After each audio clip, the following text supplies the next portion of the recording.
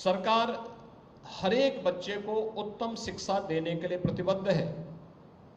तो प्रत्येक नागरिक को स्वास्थ्य की बेहतर सुविधा देने के लिए भी प्रतिबद्ध है। और यही कारण है कि प्रधानमंत्री मोदी जी ने 2020 में, जब पूरी दुनिया इस सदी की सबसे बड़ी महामारी कोरोना की चपेट में थी, तब भारत न केवल कोरोना प्रबंधन के लिए बेहतरीन प्रयास कर रहा था, बल्कि आने वाली पीढ़ी को तैयार करने के लिए एक नई राष्ट्रीय शिक्षा नीति को भी देश के अंदर लागू कर रही थी। ये राष्ट्रीय शिक्षा नीति जो प्रत्येक छात्र के सर्वांगीण विकास से जुड़ी हुई है, ये केवल एक औपचारिकता नहीं है, बल्कि यह सर्वांगीण विकास को आगे बढ़ाने के साथ ही भारत को एक विकसित भारत के रूप में स्थापित करने के अभियान का क्रम है।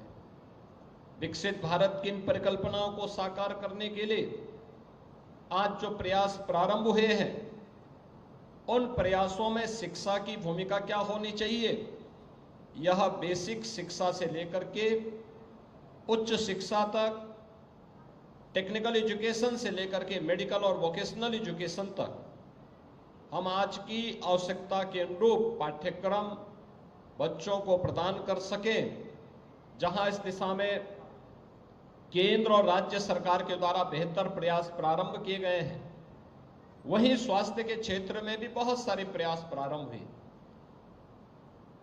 चाहे वह प्राथमिक स्वास्थ्य केंद्र हो, सामुदायिक स्वास्थ्य केंद्र हो, जिला चिकित्सालय हो, इनके सुदृढ़ीकरण की कार्रवाई हो, या फिर एक जनपद, एक मेडिकल कॉलेज की कार्रवाई को आगे बढ़ाने का।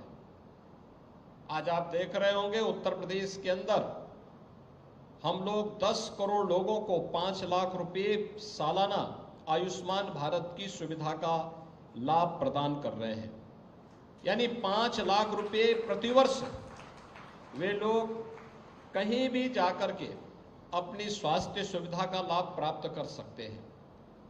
आज से 5 वर्ष 7 वर्ष पहले यह कठिन कार्य था।